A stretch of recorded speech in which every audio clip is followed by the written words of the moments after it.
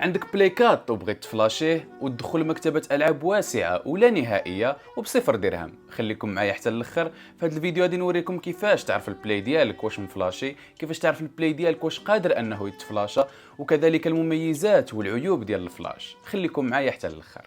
اول حاجه ديرها هي تشعل البلاي ديالك. ثاني حاجه ديرها هي تمشي تشوف السوفتوير ان فيرسيون راه واصل ليها في البلاي ديالك. بارامتر ننزلوا لتحت نشوفوا السيستم، موراها نشوفوا انفورماسيون دو سيستم. كيف ما كتشوفوا بالنسبه للبلاي ديالي راه واصل للفيرسيون 11.50. بالنسبه لهاد الفيرسيون باقي ما وصلهاش الفلاش. كاين مجموعه ديال الاخبار ان الفلاش غادي يوصل لهاد الفيرسيون هادي عما قريب. بالنسبه لي فيرسيون ولي بلاي اللي كيتفلاشاو هما من الفيرسيون من 9 لتحت. بالنسبه للفيرسيون ديال 11 اللي يلاه وصلها الفلاش فهي ما مستقراش بزاف، يقدر تخرج لك من اللعبه، يقدر شي العاب ما يبغيوش يتانستالو عندك. فهادو مجموعه من المشاكل اللي كتعاني منهم الفيرسيون الجديده